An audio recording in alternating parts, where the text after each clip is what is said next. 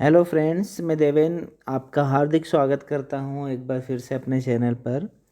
और आज का हमारा वीडियो है class 10th general English lesson 11। जैसा कि आप जानते हैं, हमारा पिछला वीडियो लेसन 8 का बना था, है ना। और लेसन 9 और 10 आपके सिलेबस से रिड्यूस हो चुके हैं, इसलिए आज का हमारा वीडियो है लेसन 11 का। तो लेसन 11 जो कि एक पोएम है, विंड। विंड यानी आप सभी जानते हैं, विंड यानी होता है हवा, ठीक है। तो हवा के बारे में है कि जो हवा को यहाँ पर वर्जीनिया वोल्फ द्वारा ये जो है कविता लिखी गई है। उन्होंने किस प्रकार हवा को डिस्क्राइब किया, पढ़ते हैं। बहुत ही सुंदर पोएम है। तो विंड पोएम का नाम है आई सा you toss the kites on high.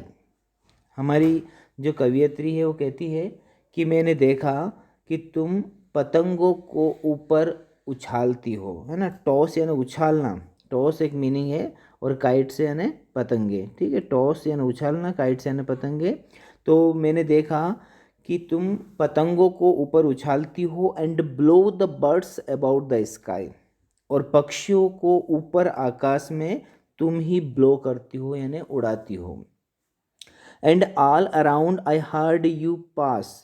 और मैंने अपने आसपास तुम्हें गुजरते हुए सुना, है ना। यानी हवा को हम देख नहीं सकते तो हम क्या करते हैं, उसको जब वो पास होती है, गुजरती है, तो उसको क्या करते हैं, सुनते हैं। तो यहाँ पर लिखा है हर्ड। हर्ड यानी कि हियर का सेकेंड फॉर्म हर्ड।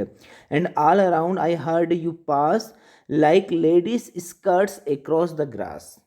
किस प्रकार मैंने तुमको अपने पास से गुजरते हुए सुना, जिस प्रकार महिलाओं का स्कर्ट, स्कर्ट यानी कि होता है लहंगा, महिलाओं का स्कर्ट, महिलाओं का लहंगा ग्रास पर एक क्रॉस होता है, यानी जैसे वो धूप में सुखाने के लिए उनको डालती है, तो जिस प्रकार हवा उसको इधर से उधर ले जाती है, इस प्रकार मैंने सुना कि तुम मेरे पास से गुजरी हो। तो फर्स्ट स्टेंजा में हमने देखा कि यहाँ पर वर्जीनिया वोल्फ ने हवा को जो है, विंड को डिस्क्राइब किया है, वायु को डिस्क्राइब कैसे किया है कि मैंने देखा कि तुम पतंगों को ऊपर उछालती हो। मैंने ये भी देखा कि तुम पक्षियों को ऊपर आकाश में उड़ाती हो। मैंने तुम्हें अपने पास से गुजरते हुए सुना भी।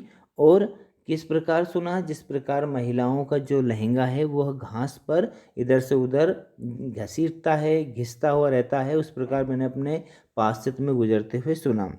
O wind a blowing all day long, O wind that sings so loud a song। ओ वायु जो दिन भर बहती रहती है, ओ वायु जो जोर से गीत गाती रहती है।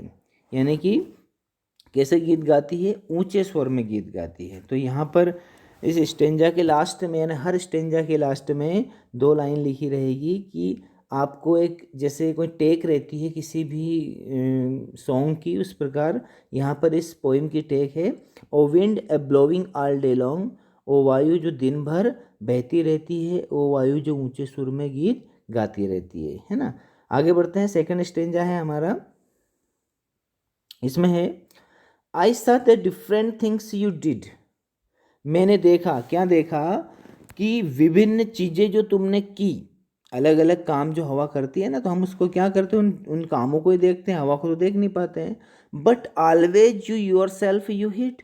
लेकिन हर बार तुमने खुद को ही तुमसे छुपाया, है ना। क्या देखा कि उसने अलग अलग काम किए हवा ने। हमने देखा कि हवा ने कभी पत्तियों को उड़ाया, तो कभी पक्षियों को उड़ाया, कभी पतंगों को उड़ाया, तो कभी घास जो लहरा रही है, कभी फसलें लहरा रही है ना। कभी हमारे कपड़े उड़ रहे हैं, कभी बाल उड़ रहे हैं। तो अलग अलग कामों को हमने देखा, लेकिन हर बार हमने क्या देखा कि तुमने तुमसे खुद को ही छुपाया है। I felt you push. Push यानी क्या होता है, धक्का देना। तो मैंने फेल्ट, फेल्ट यानी महसूस किया कि तुमने मुझे धक्का मारा। I heard you call. और मैंने सुना कि तुमने मुझे पुकारा। I could not see yourself at all. लेकिन मैं तुम्हें बिल्कुल भी नहीं देख सका। यानी हवा जब तेज़ चलती है तो हमें ऐसा लगता है जैसे हमें कोई धक्का मार रहा है, हमें कोई पुकार रहा है, लेकिन हम उसको बिल्कुल भी नहीं देख पाते हैं। तो इस स्टेंजा में क्या लिखा कि हवा, मैंने तुम्हें देखा तुम्हारे अलग अलग कामों के माध्यम से, लेकिन हर बार तुमने तुमसे खुद को छुपाया है। मैंने तुम्हें धक्का देते हुए भी जो है महसूस किया, और मैंने तुम्हारी पुकार भी सुनी, और मैं तुम्हें बिल्कुल भी नहीं देख सका। O wind a blowing all day long, O wind that sings so loud a song.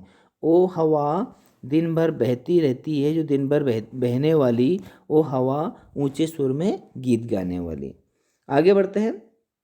Third stanza है हमारा, O you that are so strong and cold. ए तुम इतनी शक्तिशाली और ठंडी हो, यानी दोनों गुण हैं हवा के अंदर, क्या है, शक्तिशाली भी और ठंडी भी। शक्तिशाली यानी जब बहुत तेज़ चलती है तो बहुत जो है के रौद्र रूप ले लेती है ना, बड़े बड़े विनाश कर देती है। और जब गर्मी में ठंडी बयार चलती है तो ऐसा लगता है ठंडी हवा आ गई। तो वो कहती है वर्जीनिया वोल्फ कि तुम शक्तिशाली भी हो और ठंडी भी हो। और ब्लोअर, आर यू यंग और ओल्ड। ओ बहने वाली, तुम यंग हो या फिर ओल्ड हो। यंग यानी कि क्या होता है, युवा हो, या फिर ओल्ड यानी कि बूढ़ी हो। Are you a beast of field and tree. क्या तुम खेत की या वृक्ष की कोई पशु हो। और just a stronger child than me, या फिर मुझसे थोड़ी ही शक्तिशाली बच्ची हो क्या। यानी यहाँ पर वर्जीनिया वोल्फ जो हमारी पोइटेस है वो कहती है कि हवा, तुम शक्तिशाली भी हो और ठंडी भी हो। और बहने वाली, क्या तुम युवा हो या वृद्ध हो, या फिर तुम कोई पशु हो फील्ड की या ट्री की, या फिर तुम मुझसे थोड़ी शक्तिशाली बच्ची हो। O wind a blowing all day long, O wind that sings so loud a song.